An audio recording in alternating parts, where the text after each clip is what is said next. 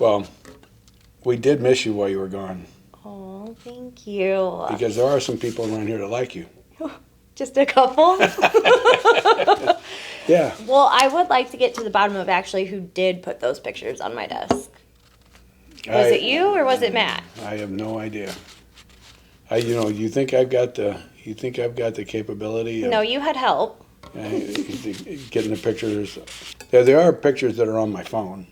Of yourself? You have all those pictures of yourself? Well, people want I'm wearing a special outfit and some people want to see it. Yeah. Okay. Because I always tell people I haven't found a color I don't look good in. Right, okay. I mean, so some people don't believe it, so sometimes I got to send them pictures to show them. Okay. Okay? Okay, great. So I have these pictures on there. Well, then it was a picture of me when I won the Grinch? the contest, the Christmas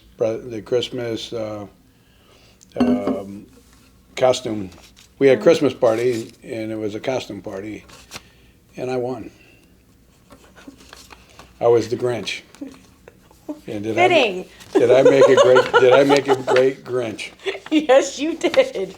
I made a great Grinch. Probably the best there ever has been. But so that's why I got all those pictures. But I don't really have the capability of figuring out how to print those off and everything else. I think Matt might have been involved in that.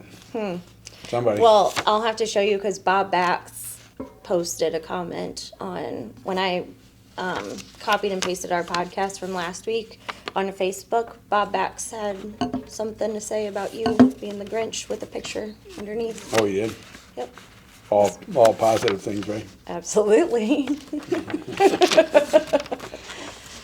As you can see, I'm not wearing my T-shirt. Megan failed to get it clean between this podcast and the last podcast. What's going on? I mean, you got to have some responsibilities. You wore it for 10 minutes. It's not dirty.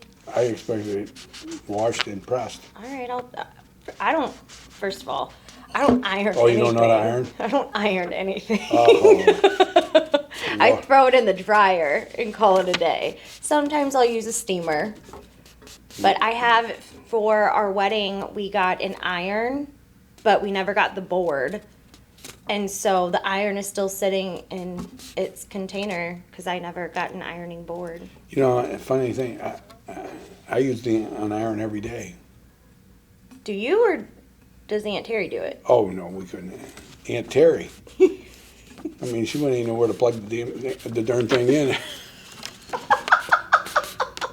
No, wait a second, I got to take that back. I got to take that back. We got linen, what do you call the little napkins so when we have people over, she'll wake up at 5 a.m. and she'll be ironing away at Oh, that's nice. 30 or 40 of those. She sounds like she's a really good hostess. And boy, you would think you wouldn't make a lot of noise. But it ironing. does. Oh my God. Well, she does it. China shop. We got the ironing board in the closet, and we got a plug on the floor. Yeah. So she's in there, and I mean, you can't believe the kind of noises you can make just ironing. Yeah. I mean, because it seems like she's rearranging shoes and furniture and everything else, and I'm trying to sleep in the next room. So Matt just had a wonderful segue, like a bull in a china shop. Right? That's the theme of the show today, isn't it? Yes, because bull riding is my new fave. I think it's just awesome. But we can go into inspections and how they relate to bull riding. What kind of? Home we're going to inspections. start talking about a little real estate now. Yeah. Well, why would we want to do that? I don't know. I don't know why. Okay. It's not like we do anything like that for a living. Well, I guess we can touch a little bit on that. Okay. So, what we're seeing out there is in the heat of negotiations, when you're trying to get a buyer's trying to get a house and the seller's trying to sell the house, and in order to get it, well, buyers are waiving inspections and appraisals and that kind of stuff, and You know, some of that's gonna potentially come back to haunt, both the buyer and the seller. You know, a buyer buying a house without an inspection is kinda crazy.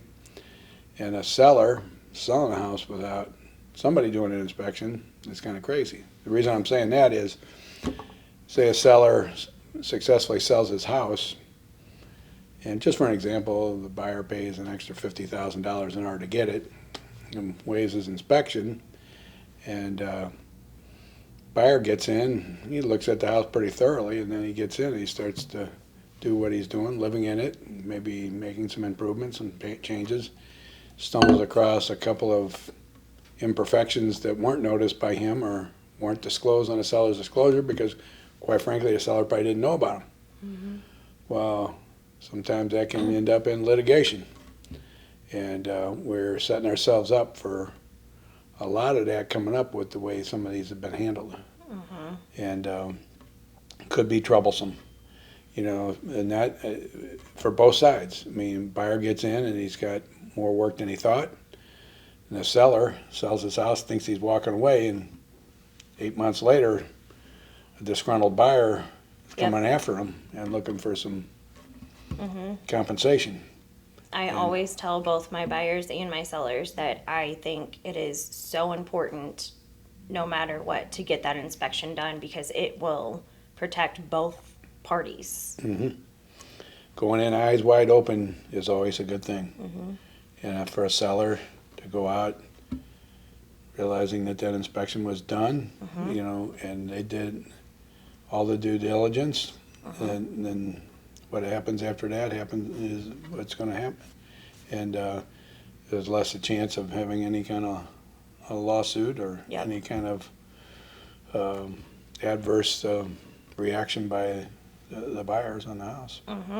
So, but beware, you know, get that inspection.